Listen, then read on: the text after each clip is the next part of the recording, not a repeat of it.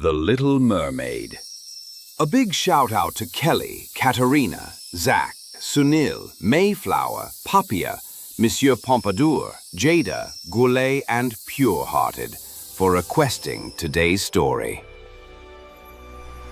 Far out in the deepest ocean, where the water is as blue as the petals of the loveliest cornflower and as clear as the purest crystal, there stood the palace of the Sea King.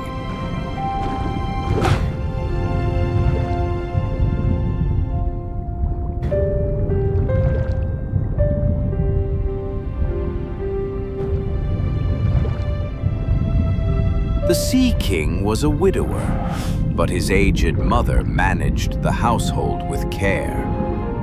She was a wise woman, proud of her noble birth, and she tended the upbringing of the king's 6 daughters. Each mermaid princess was born 1 year apart, the youngest being the most beautiful of all. Her skin was as clear and delicate as a rose petal, her eyes as blue as the deepest sea. Yet unlike her sisters, she had no finery of pearls and jewels. Instead, she wore only a wreath of fresh white lilies, for each petal seemed to reflect the gentle beauty of her soul. But it was not her beauty that set her apart. She was quiet and thoughtful, often sitting for hours in her garden of red flowers, listening to the world above. More than anything, she longed to rise to the surface and see the lands where humans lived. You poor child. We live far better lives than those above. Humans are fleeting, fragile creatures. They must die, while we may live for 300 years. True, we turn to foam at the end, but what is that to mortals who wither so soon? But they have souls that live forever. I would give all my years just to gaze on the wonders of mankind and win an immortal soul. When a mermaid reached the age of 15, she was allowed to swim to the surface and see the world above. The eldest sister went first. When she returned, her eyes glowed with tales of moonlight on the sea, of ships with proud masts, and of music drifting over the waters. Each year, another sister rose, and each brought back her stories. Fields of flowers, flocks of birds, icebergs glittering like diamonds. The Little Mermaid listened with all her heart, though each tale deepened her longing. At last, her own 15th year arrived. On the evening of her birthday, she rose at twilight to the surface of the sea. The air was still and soft, the sky glowing with stars. Before her lay a grand ship with lanterns strung like constellations across its rigging. Music played, and laughter drifted across the water. Curious, she swam closer and peered through the cabin window. There, in the midst of celebration, stood a young prince. He was handsome, and the sailors treated him with reverence, for it was his birthday. The Little Mermaid gazed at him in wonder. He seemed to her the most radiant being she had ever seen. She remained, half hidden among the waves, listening to the music, until the night grew late and the stars wheeled overhead. Then a storm arose. The sea grew black, the winds howled, and lightning split the sky. We are going to sink! Help! Help me! We're going down! The ship shuddered, its mast snapped, and waves crashed upon its deck. With one great surge, the ship was torn apart. The Little Mermaid dived into the chaos, searching desperately for the prince. At last, she found him sinking, unconscious, beneath the waves. Wrapping her arms around him, she held his head above water and let the waves drift them freely.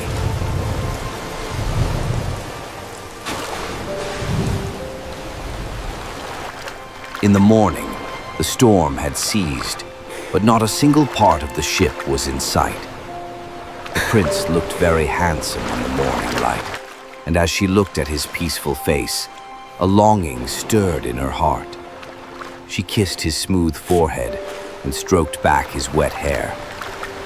Looking out in the distance, she saw land, so she swam with all her strength until she brought him to the shore of a quiet temple. There she laid him upon the sand, gazing at him with a love that pierced her heart. Bells in the temple rang, and a maiden from the temple came walking among the gardens. The prince stirred, and when his eyes opened, it was upon the maiden that they first fell. The Little Mermaid slipped back into the sea, her heart breaking.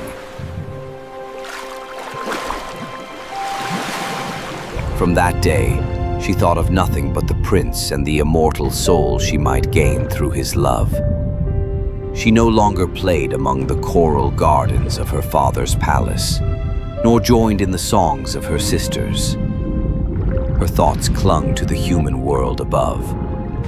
She would swim to the place where she had borne the unconscious prince to shore, gazing longingly toward the land, wondering where he lived, and if he remembered the face that had watched over him through the storm. At length she could bear it no longer, and told one of her sisters all that weighed on her heart. Soon the others knew as well, and two mermaids, friends to her sisters, heard the secret. One of these had an intimate companion who dwelt nearer the coast and often rose to the surface. This friend had seen the festival on the prince's ship the night of the storm, and she recognized the young man the Little Mermaid loved. She told them who he was and where his palace stood upon the shore. From that moment, the Little Mermaid swam often to the surface near the land where the prince lived.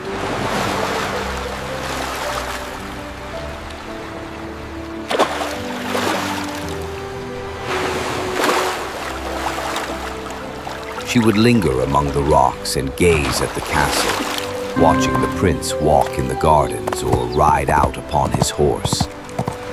Though she never dared approach him, her heart was filled with a bittersweet joy each time she caught a glimpse of him. At last, unable to keep her questions any longer, she went to her grandmother. Do humans truly live forever, even after their bodies die? Yes, we merfolk live longer than they, but when we die, we are nothing but foam upon the waves. Humans, however, have a soul that rises to the stars and lasts for all eternity. Oh, I would give all my 300 years for but one day as a human, if it meant gaining a soul. Humans never speak of such folly. Now get ready, child. Tonight we shall hold a court ball. It was to be one of those splendid sights the human world could never imagine. The great hall of the palace was prepared in dazzling beauty. Across the center of the hall flowed a broad, clear stream of seawater, wide enough for dancers to glide in pairs. Here, the mermen and mermaids twined and spun, their hair streaming behind them. The Little Mermaid was soon called forward to sing. She lifted her voice, and at once the music of the others fell away, for none could compare with the clarity and sweetness of her tones. It was a song of longing, though none but she knew its true meaning. The entire court applauded, clapping hands and swishing tails in admiration. And for a brief moment, her heart felt light. She knew with certainty that her voice was lovelier than any in the sea, or even on the earth above. Yet even in her triumph, her thoughts drifted away from the crystal hall.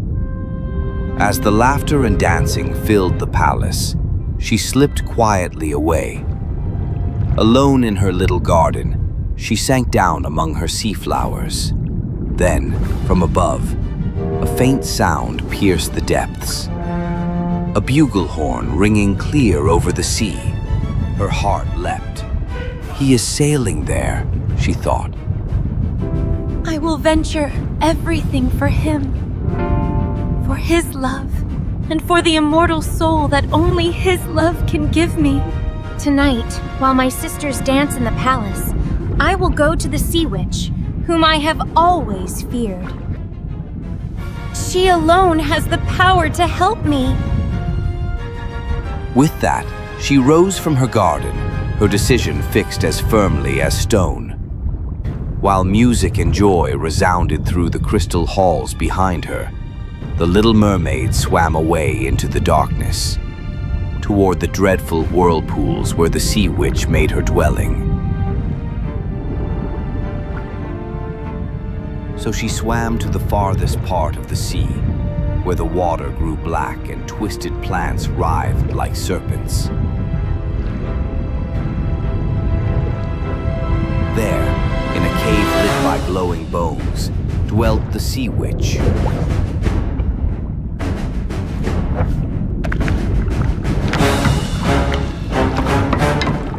I know what you seek, child. You desire the love of a prince and the immortal soul that may follow. I can give you a potion. Drink it, and your tail will split into 2 human legs. You will walk as men do, though every step will feel as if knives were piercing your feet. Still, you will dance more gracefully than any mortal. But beware. Once you take a human form, you can never return to the sea. If the prince marries another, your heart will break, and you will dissolve into foam at dawn. And your voice, child, your most precious gift, you must give to me. But without my voice, how shall I tell him I love him? You have your beauty, your grace, and your eyes that speak more than words. Now, what say you? I will do it. The vessel for your voice. So, the witch took her voice, sealing it in a shell, and handed her the potion.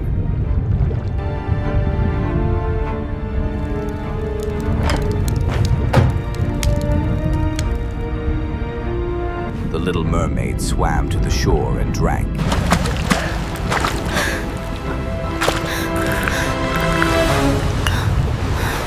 Pain like fire shot through her, and she fell senseless upon the sand. When she awoke, the sun was rising, and where her tail had been, 2 slender legs lay trembling.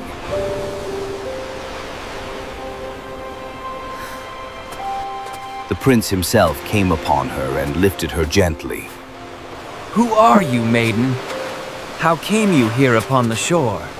She could not answer, but gazed at him with eyes filled with devotion. He smiled, and though he wondered at her silence, he led her to the palace. There she lived among the courtiers, clad in fine gowns. She danced for the prince with such grace that all marveled, though each step felt like knives cutting her feet.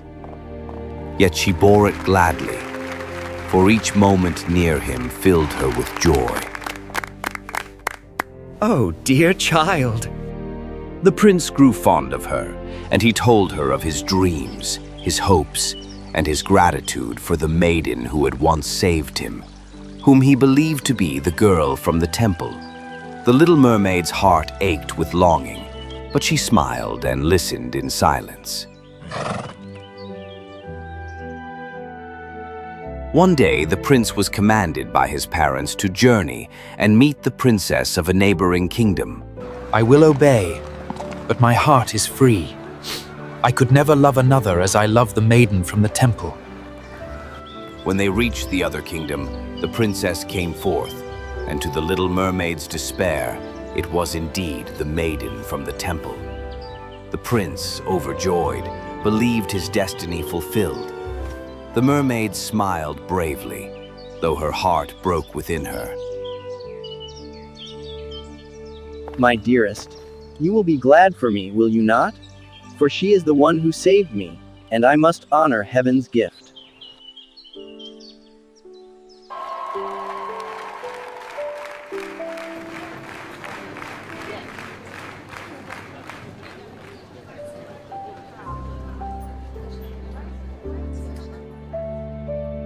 The ships were decked with banners, for the wedding was to be held in the neighboring kingdom of the Temple Maiden.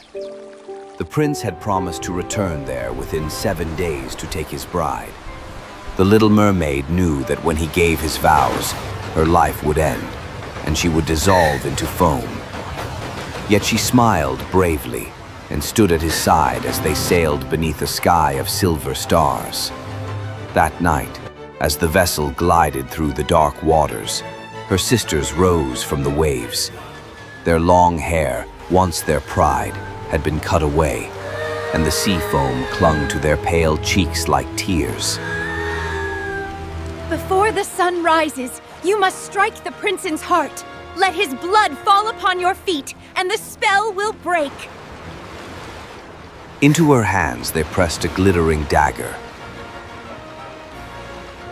You will return to us in the sea, and your life will be spared. With that, they sank back into the waves, their voices fading on the wind. The Little Mermaid stood alone upon the deck, gazing at the dagger in the moonlight. Her hands trembled, but her heart was steadfast. No, I will not buy my life at the price of his. If death awaits me, I will greet it with love. Slowly, she raised the blade, then with a cry flung it far into the sea. Resolute, she turned and walked softly to the prince's chamber. He lay asleep. Kneeling beside him, she bent to kiss his forehead in farewell. At her touch, he stirred. His eyes opened, and for a moment he gazed at her in confusion. It was you who saved me from the sea, not the maiden of the temple. Then, as though a veil were lifted, memory flooded him. He saw again the storm, the waves closing over him, and the pale face that had bent over his own, drawing him back to life. How could I have been so blind? Those eyes, I remember them from that night. Forgive me, dearest, I love you. Not out of gratitude, but because my soul has known you all along. You are my savior, my beloved. Will you be my bride?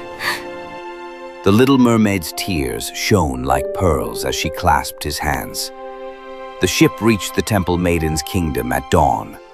With honesty, the prince went before her and told her all that had passed, the dreams that had haunted him, the memory that had returned, and the truth of the one who had saved him. She is the one heaven destined for you. It was her love that brought you back from death. Go to her. I release you freely. And so the ships turned and sailed homeward, bearing the prince and his true bride. When they reached the prince's kingdom, bells pealed from every tower, and the city was dressed in garlands and banners. The people rejoiced, for their beloved prince had found his heart's desire. The Little Mermaid walked at his side, clothed in white, her steps no longer pained but light as air. With each vow she spoke, warmth blossomed in her chest, and she felt the immortal soul she had longed for awaken within her.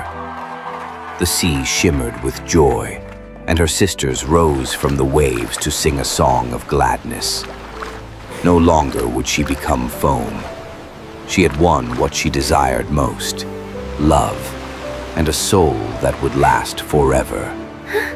And so, the Little Mermaid and her prince lived in joy and harmony, their love as boundless as the sea, and their souls bound together for all eternity.